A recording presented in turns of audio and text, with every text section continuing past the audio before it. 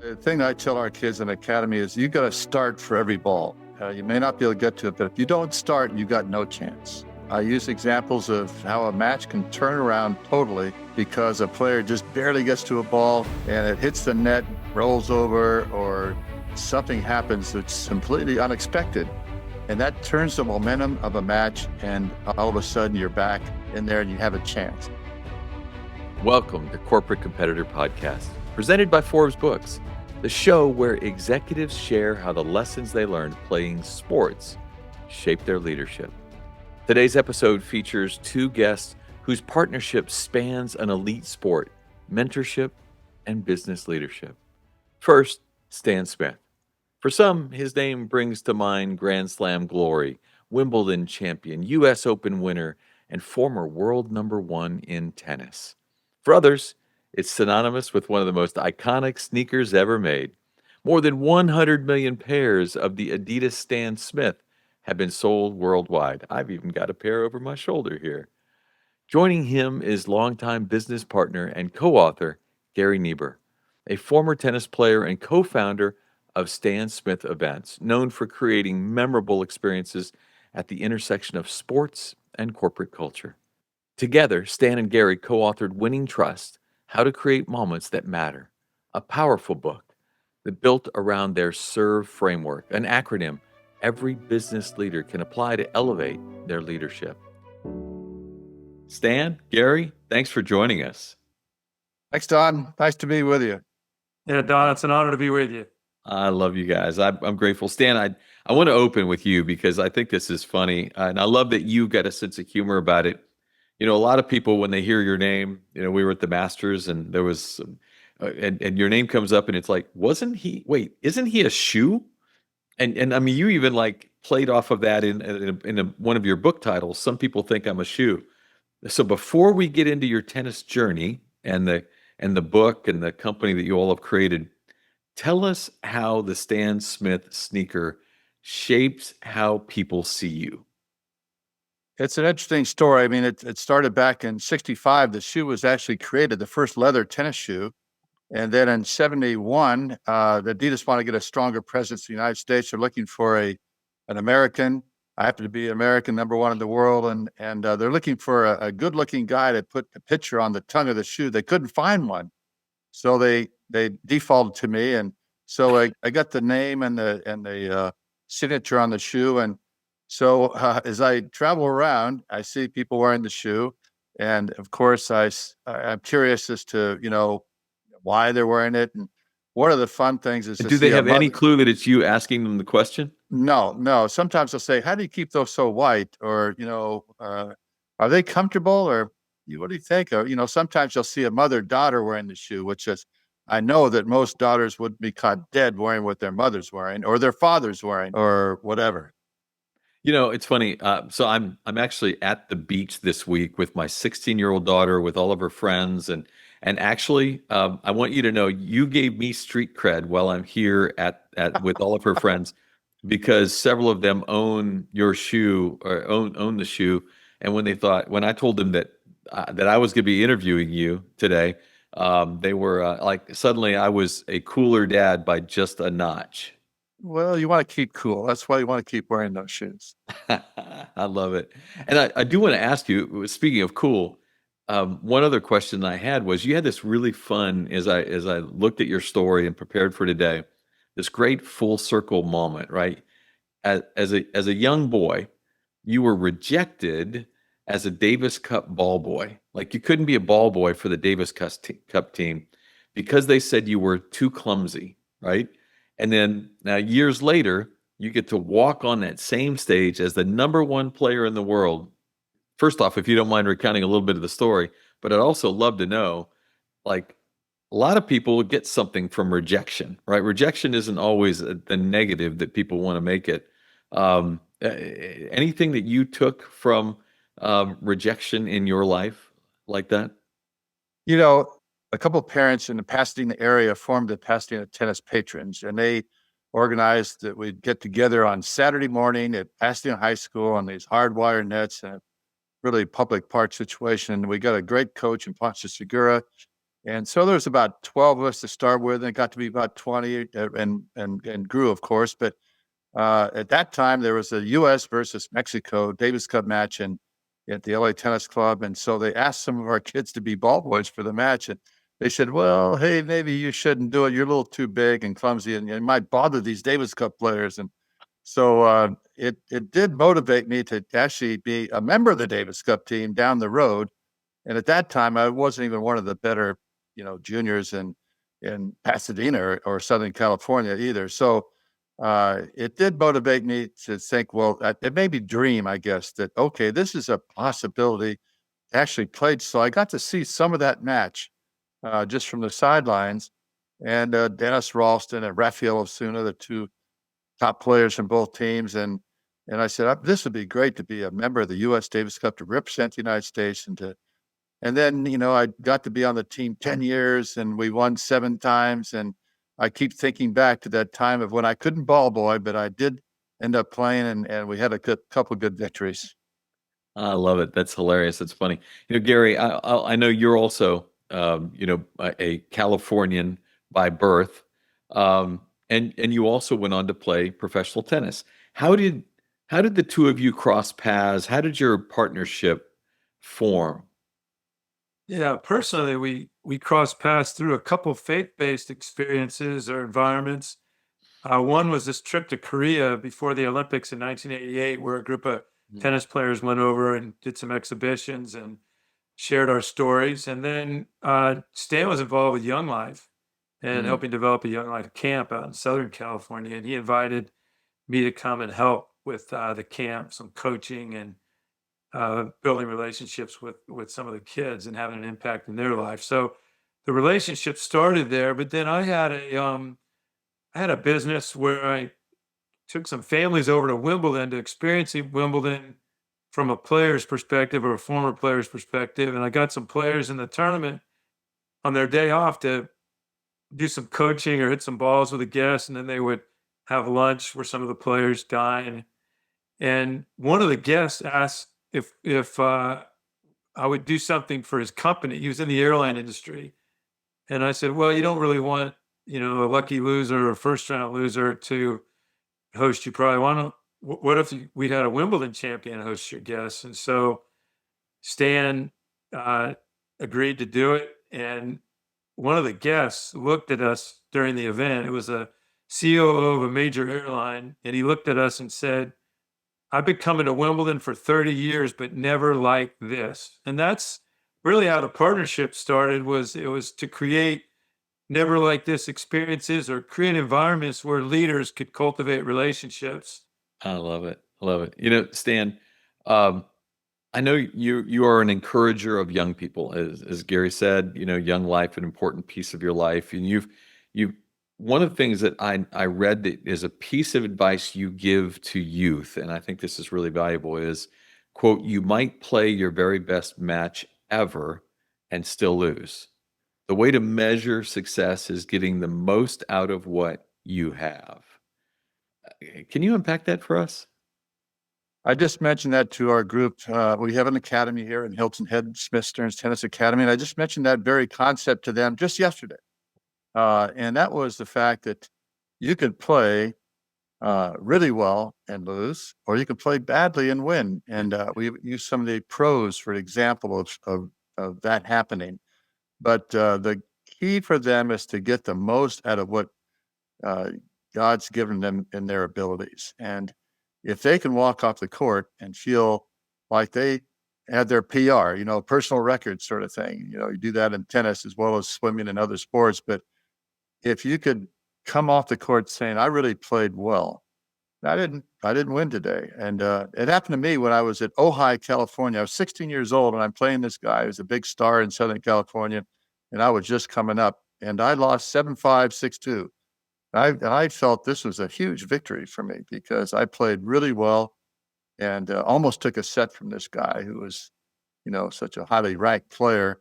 That sticks in my mind as I play matches. And the other thing I mentioned to them is only one player wins the tournament. In the majors, you have 128 players. Only one Right. player wins and 127 lose. And so you need to keep that perspective of, just trying to do your best, not necessarily compare your life to whether you win or lose every match. Is that a hard message to get through, especially to a younger generation today, because everybody is consumed with did you win, did you lose, did you win, did you lose? It's that is the bright line for almost everyone. Well, one of my great quotes is that comparison is a thief of joy. Hmm. And if the kids start to get it, then they go home and their parents, say, did you win or did you lose? How did you play? And not necessarily how did you play, but did you win? How could you lose to that person? And today we have the UTR, which is a ranking system. And now a player is introduced as Jimmy Jones. And it's not Jimmy Jones from such. It says Jimmy Jones, he's an 8.5. And that's his calling card. So everybody says, what are you? I'm a 9.5. I'm a 7.5. And that sets the stage for disaster. Wow. And move that, you all do so much work, Gary, in the corporate world. Move this idea forward to the corporate world. This idea that everybody seems to be stack ranked and everything else. How are as these kinds of lessons show up in the events that you're able to do and the kinds of things that you're able to just engage conversation around?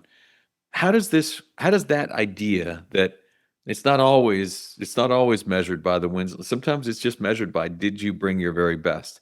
Does that flow as easily into the corporate world? And if so, how do you coach that?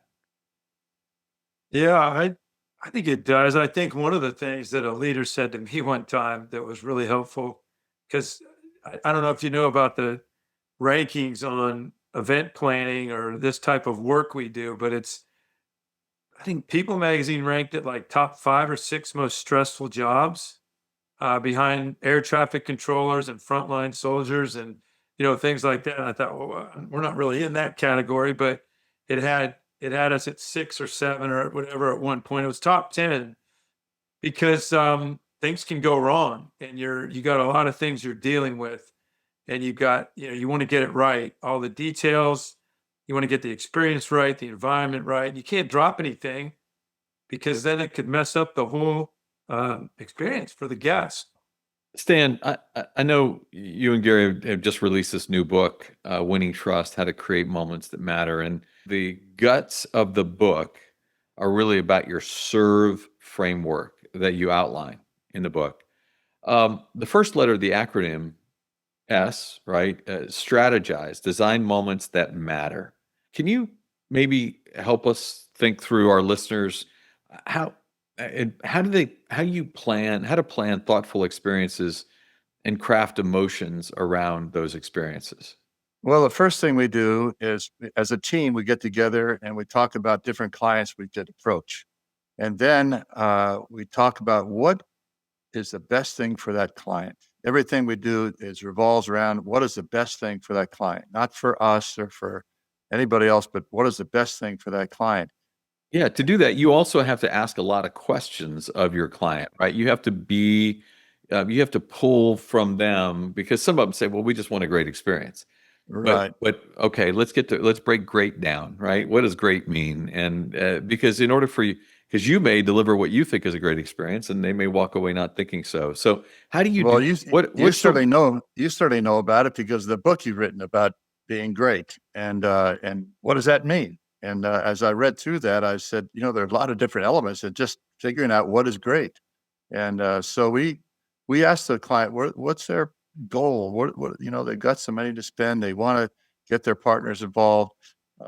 What is the best place for them to spend time with them to develop a stronger relationship? And that's our book kind of comes down to developing relationships and then trust from that. So uh, it all depends upon the questions you ask and what could be the very best thing for them. research shows that 80% of us believe we have a book within us. But the number of people who follow through and do the work to create that book is far, far less. The reason is that the process can seem so overwhelming. And that is why I have partnered with Forbes Books to make the process easier for those of you who listen to this podcast and believe you have a story in you. So if you're ready to turn your leadership experience into your legacy, start your journey with us today at Forbes Books. Visit forbesbooks.com/Don to get started.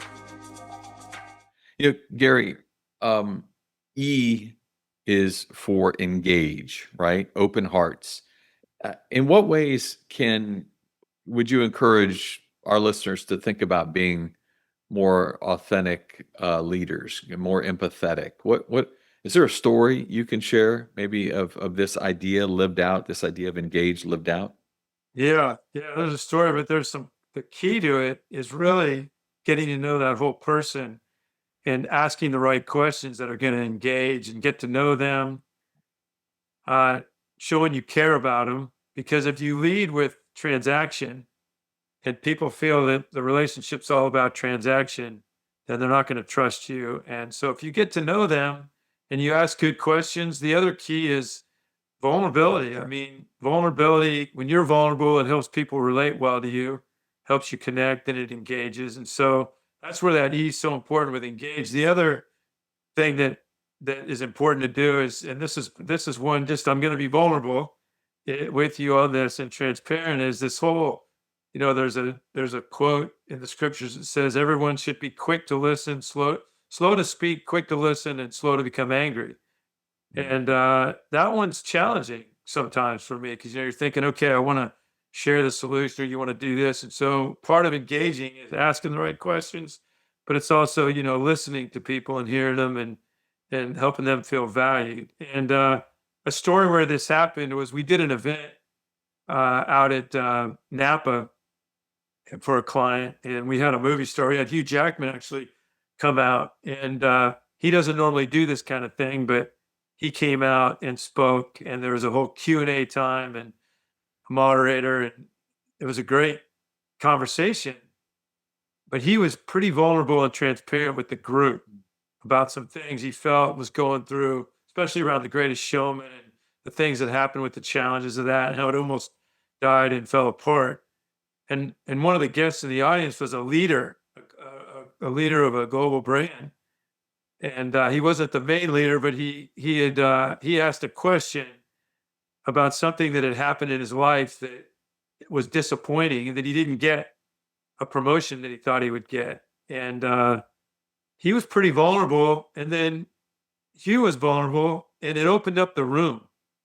And so I think that when you engage the right way with people, some really cool things can happen happens at our events. It happens with leaders and organizations. And when you hide things, or you don't really engage the right way, I think that makes it difficult for trust to get built. Wow, that's so good. So I'm making my way through serve because I want to make sure that everybody can listen and understand, because this is such an important piece in your message. Stan, the next letter in there is R, which is recreate, right? Play together.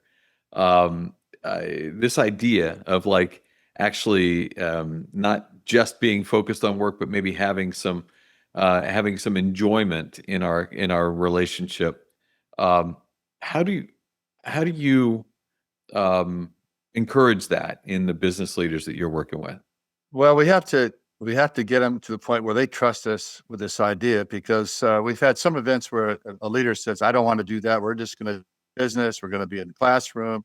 We're going to go through this and get as much out of this 24 hours we have together. And we said, look, let's get out on the court, on the course.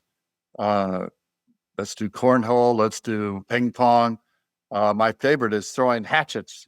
Davis Love and I did that with a group, and that really made us vulnerable because we didn't know what we were doing, but everybody was sort of in the same level. How bad a hatchet thrower is Stan Smith? Well, I hit a couple of targets, but sometimes the targets seemed to be too far away. But anyway, that made everybody feel comfortable, so everybody's in the same boat. And even in ping pong or cornhole, whatever it is, some people have done more, but we have team competitions, so we get team bonding. So they work together and win together, lose together, and and it develops some camaraderie, and that's really helped in our events because now they're a little more relaxed. The leaders are not so on the pedestal. They're having to do the same thing, and they're not looking too good either. They're vulnerable, and so that really Unless does. the bad part would be if the leader came in and was the ultimate hatchet thrower, then that would make everybody else go, "Oh crap." Well, that's Hey, true. I could lose my job because Yeah, this guy could throw a exactly. hatchet that way. And unfortunately, that didn't happen. We were all pretty bad, but it was a team competition, so we're vying for the prize, which was who knows, it could have been anything. But that really helped make people feel a little more comfortable with each other and to understand that that not everybody's great at everything. That's awesome. That's so good.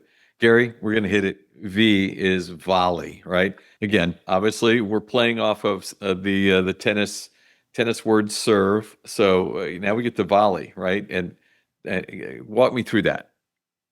Yeah, volley is actually something that leaders do well. They might not realize this term. We learned it through Danny Meyer, who does it really well, and he kind of helped us discover the impact of this. But it's about rallying ideas back and forth to find the best solutions, and it's problem solving. And problem solving is a really uh, key component of being a good leader. And good leaders problem solve well, and they problem solve well with their teams. They problem solve well with their clients because, I mean, again, one of his comments, Danny Meyer, who did the four-door book, was, "I'm really a cheap problem solver. I go into meetings all day long, and you know what I say to people when problems come up? Let's play tennis. Let's volley. Let's rally some ideas to figure this out." And I think that's something that leaders have an opportunity to do with their teams and their boardrooms. And I think the key is having the right people in your life, on your team, but even personally, I found that, the book is about, it's a business book, obviously, but there's some application at the end of each chapter about how to apply the principles, not just in the office, but at home as well. And it's really important to have people in your life that you trust, that maybe some people are a season ahead that are mentors, that you can rally back and forth with to solve problems and come up with solutions. And so I think this volley term really seems to resonate, even though it's a tennis term, with some of the people that have incorporated it. Well, I could totally see how that would be an enormously important skill set. And unfortunately, there are a lot of business leaders who practice one-shot volleys, right? Like I'm gonna this rally is gonna last one shot. I'm gonna tell you and do me a favor, Good. don't hit the ball back. And so the idea of so is there a skill you teach them to help them volley better? I think the thing to realize is that, at first there's no wrong answers. We're going to rally ideas and then we're going to try to find that best solution. And so that little scripture verse I shared about quick to listen, slow to speak, is the skill that I've really been had a goal, because you're right. If you do the one shot answer, then you're not going to engage the room very well and build trust if you just tell them what to do and you don't listen to other people's ideas or advice. And so I think it's important to have an open mind and do that. And it's important to be positive too, to say, I think we can come up with solutions. And if things aren't happening, to stay engaged and really keep trying, giving your best effort to try to come up with that, because you get in these situations where things happen. We had a rain out at the US Open, and they weren't going to see any tennis. It was before the roof. And so there was no solution. These people flew into New York to watch tennis. They weren't going to see it. And so that's where I called Danny on the phone and said, "Hey, we got to come up with a solution here, because they're not seeing anything."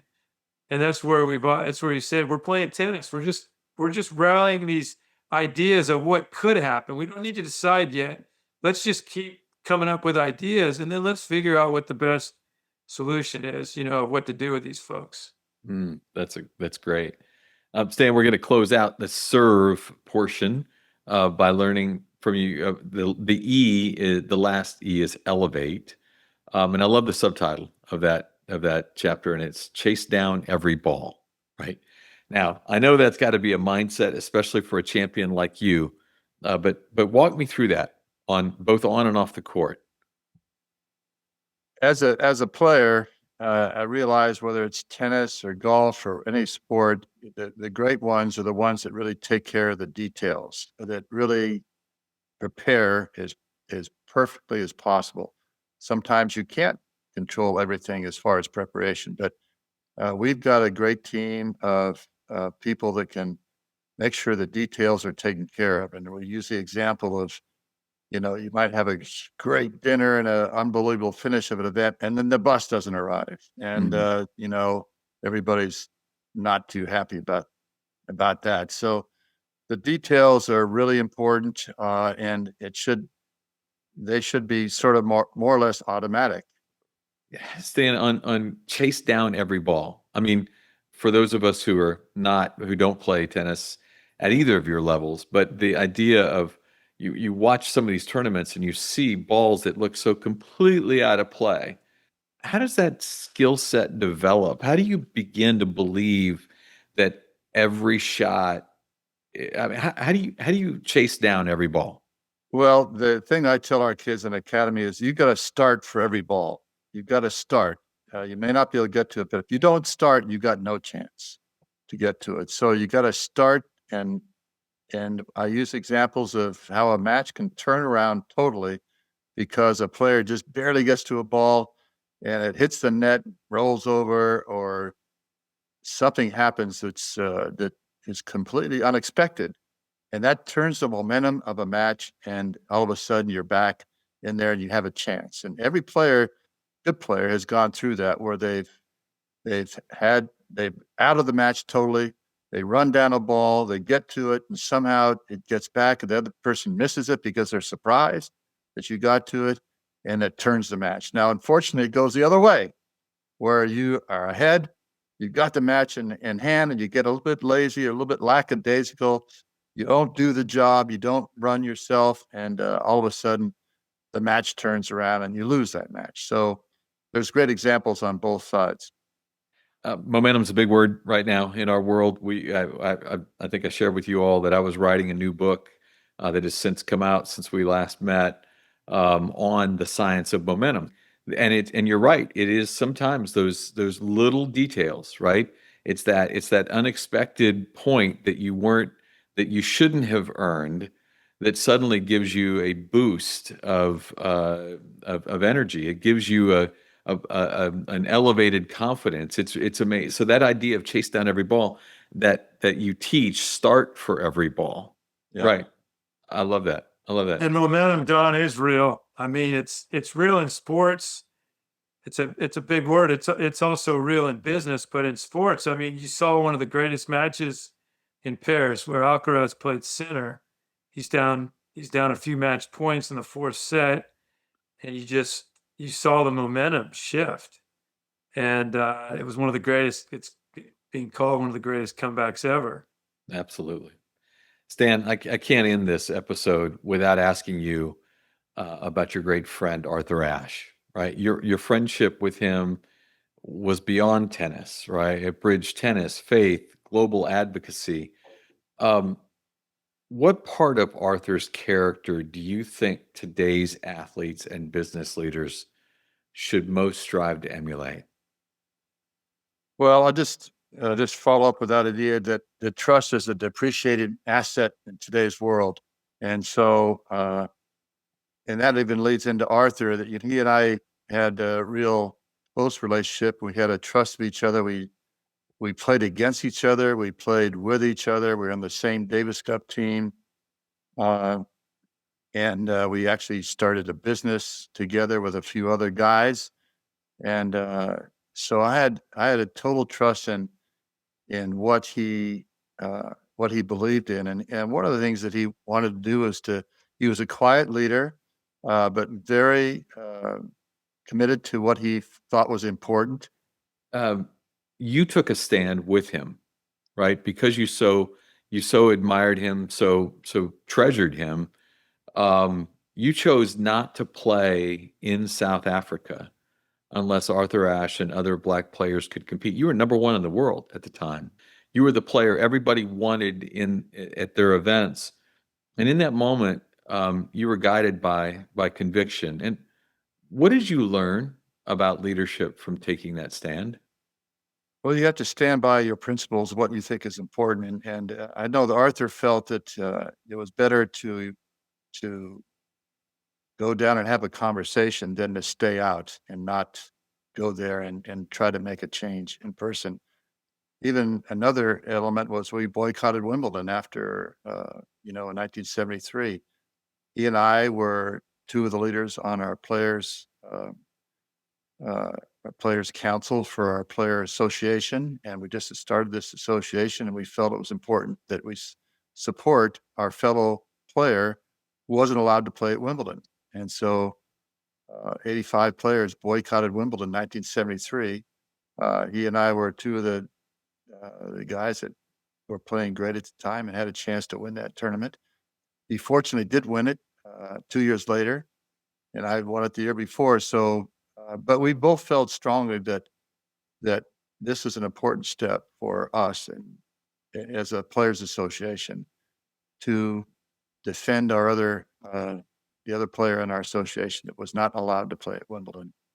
And again, in South Africa, we were able to go down there, and he was able to meet Mandela and to meet with some of the other leaders in South Africa to talk through how to get out of this situation that was just impossible in South Africa. And But the conversation doesn't occur if people you're they not there. wanted, if people they Yeah. wanted, like you, didn't take a stand.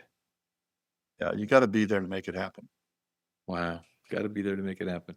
Gentlemen, I have to tell you, I've appreciated for several years now. I've enjoyed the conversations we've been able to have. I've loved learning and knowing about your book long before it came out. Honored to have received a copy, read it before the weekend was out after you gave it to me at the Masters, and honored even more so that the two of you are corporate competitors with us today.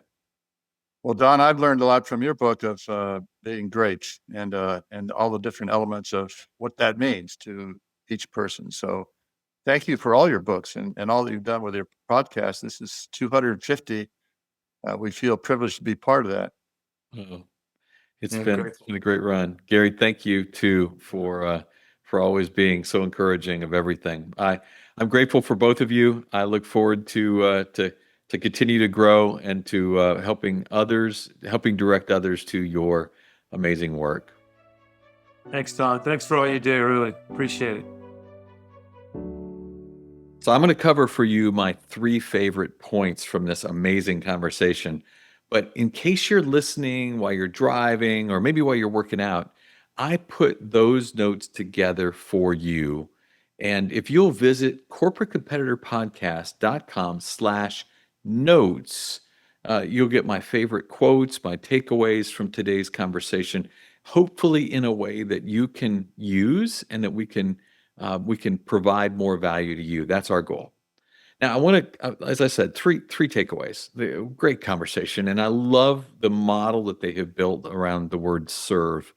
But there was the one portion of the conversation with Stan in which he said, chase down every ball is really important, right? We have to be, if there's an opportunity, we have to chase it. And there's an amazing business application here. But in order to chase down every ball, you have to start chasing every ball. And I love the way that he talked about teaching that to young players. Start chasing the ball. If you don't start, you'll never get there, right? And if you do get there and you happen to maybe get the ball, you might actually create a moment that could turn into momentum. You could create a moment that could turn things around. So chase opportunities. My second favorite part was this idea from the serve framework around the word volley, right? This idea that as a business leader, we need to let people volley ideas, volley opinions with you. And so make sure that if someone comes in and they're looking for discussion around a challenge or a problem, that it's not a one-shot volley. It's not you just saying, here's what you're going to do. Go back and forth. Let ideas flourish over the course of the volley. And the idea that your team has to feel like there's no wrong answers in that volley. They have to believe that as you're listening to ideas, you're looking for the most right one, the best answer, but there is no wrong answer. And then finally, I love Stan's line and the discussion around the idea that moments that matter accelerate trust, right? Moments that matter. If we can create those moments, if we can create those moments of energy, that trust grows in those moments. And in Stan's line, sad as it was, but is so true, that trust is a depreciating asset in today's world, and that we need to rebuild that asset. We as leaders need to rebuild that asset, and we do so, right, by creating moments that matter together with our teams. I love the conversation. Huge fan. Own a pair of this. I own a pair of Stan Smiths. I will admit, daughter does too. Hopefully, you learned something today from a great legend that you might not have thought you would be learning from. And I hope that you will continue to become a greater corporate competitor as a result. I appreciate you.